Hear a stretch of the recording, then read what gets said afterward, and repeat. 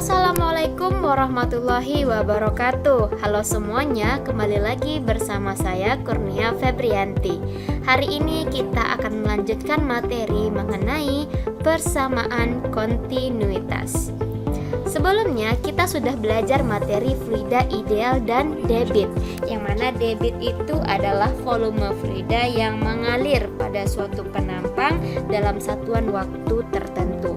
Biasanya kita tulis Q sama dengan V per T ya. Nah, hari ini kita lanjutkan materi tentang persamaan kontinuitas. Di sini ada fluida yang mengalir dalam pipa yang ujung-ujungnya memiliki luas penampang yang berbeda. Berarti di sini ada A1 ya. A1 pada penampang besar dan A2 pada penampang kecil. Nah, pada waktu yang sama, banyaknya zat cair yang masuk ke penampang besar ini akan sama dengan zat cair yang masuk pada penampang kecil, ya. Nah, oleh karena itu berarti volume di sini akan sama dengan volume yang kedua. Berarti volume di penampang besar itu sama dengan volume penampang kecil. Nah, berarti hal ini memberikan kesimpulan bahwa apabila volume yang masuk ke penampang besar itu sama dengan volume fluida yang masuk ke penampang kecil di waktu yang sama, artinya debit pada pipa ini selalu konstan.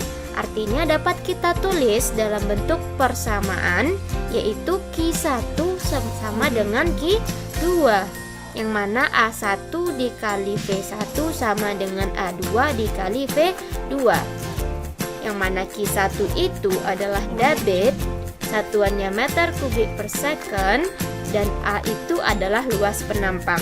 Jadi nanti tinggal kita tentukan saja. Berarti kalau misal A1 ini adalah luas penampang besar, berarti ini V adalah kecepatan aliran fluida di penampang besar. Begitu juga halnya dengan A2. Berarti A2 ini luas penampang kecil. Berarti ini V adalah kecepatan aliran di luas penampang yang kecil. Nah, apabila diketahui diameter dari sebuah pipa, maka persamaannya adalah, nah biasanya di dalam soal-soal fisika diketahui adalah diameter sebuah pipa, ya. Nah, diameter pipa biasanya berbentuk apa? Lingkaran ya. Sehingga luas lingkaran itu kita tahu VR kuadrat. Nah, berarti untuk mencari luas penampang kita cari dulu VR kuadrat. Berarti tertulis di sini VR1 kuadrat V1, VR kuadrat V2. Nah, R yaitu jari-jari itu kan setengah diameter ya. Kalau dikuadratkan menjadi seperempat D1 kuadrat V1 seperempat D2 kuadrat V2. Karena ini bisa dicoret, berarti persamaan yang dapat kita gunakan adalah D1 kuadrat V1 D2 kuadrat V2. Nah, apabila nanti diketahui di soal adalah diameter, kita bisa pakai persamaan ini. Nah, cukup ya, sudah paham, kita masuk ke contoh soal. Contoh soal pertama. Sebuah pipa dengan luas penampang besar dan kecil berturut-turut adalah 30 cm kuadrat, 100 cm kuadrat. Jika kelajuan air dalam penampang besar itu adalah 5 meter per sekon, tentukan kelajuan air pada penampang kecil. Nah, ayo kita telaah soalnya. Berarti di sini yang diketahui 30 cm kuadrat ini penampang besar. Kita mau jadikan A1 itu yang besar ya, berarti A1-nya 30 cm kuadrat, berarti A2-nya 100 cm kuadrat. Nah, habis itu diketahui kelajuan air dalam penampang besar. Yang besar tadi 30 ya, berarti ini V1. Nah, berarti yang ditanya apa? Kelajuan air pada penampang kecil V2. Nah, ayo kita tuliskan di sini dulu diketahui, ditanya dan jawab. Oke, gimana cara menjawabnya? Kita tuliskan persamaannya terlebih dahulu. A1 kali V1, A2 kali V2. Nah, supaya gampang kita uraikan persamaannya. Seperti apa? Seperti ini. Kan yang ditanya V2 ya. Berarti ini kita pindahkan ke bawah. A1 kali V1 per A2, karena ditanya V2. Paham ya untuk penurunan ini? Kalau seperti ini kita tinggal masukkan angkanya saja. Tinggal kita masukkan 30 cm kuadrat dikali 5 V1 ya, per 10 cm kuadrat itu A2. Nah pertanyaannya, boleh nggak kita masukkan cm kuadrat aja langsung? Kenapa kita nggak ubah dulu ke meter kuadrat? Nah jawabannya boleh ya. Kok boleh? Kan kita bisa coret di sini. Nah 30 cm kuadrat kita coret 10 cm kuadrat. Berapa? Tinggal 3 dikali 5, 15. Berarti kecepatan aliran fluida yang mengalir pada pipa tersebut adalah 15 meter per sekon. Nah, coba kita lihat. Apabila A1-nya 30 cm kuadrat, kecepatannya 5. Nah, ketika A2-nya atau penampang kecil itu 10 cm ya, penampangnya kecil nih. Ternyata kecepatan alirannya 15. Berarti 3 kali lebih besar ya. Artinya apabila di penampang kecil itu menghasilkan kecepatan aliran yang besar. Nah, itulah kenapa ketika kita menyiram tanaman, kita sering menggunakan mulut selang yang kecil. Nah, bahkan kita sering menutup sebagian mulut selangnya supaya pancarannya lebih kencang.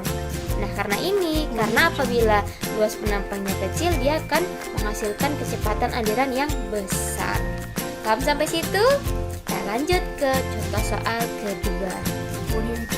Air mengalir dalam pipa dengan diameter berturut-turut 200 mm dan 100 mm. Jika air mengalir pada penampang besar dengan kecepatan 2 meter per sekon, tentukan kecepatan air pada penampang kecil. Ayo kita telaah soal. Berarti diketahui di sini diameter berturut-turut. Nah, A1-nya 200 mm ya, A2-nya 100 mm. Jika diketahui penampang besarnya dengan kecepatan 2 meter per sekon, tentukan kecepatan air pada penampang kecil. Berarti yang ditanya V2. Sama ya dengan soal yang tadi, sama. Bedanya apa? Bedanya di sini diketahui dia diameter. Berarti Ananda pakai persamaan yang kedua yang sudah saya ajarkan sebelumnya. Nah, diketahui D1-nya 200 mm. Nah, jangan lupa kita jadikan ke meter dulu ya. Nah, kalau kita jadikan ke meter berarti dibagi 1000. Artinya ini 0,2 meter atau 2 kali 10 pangkat min 1.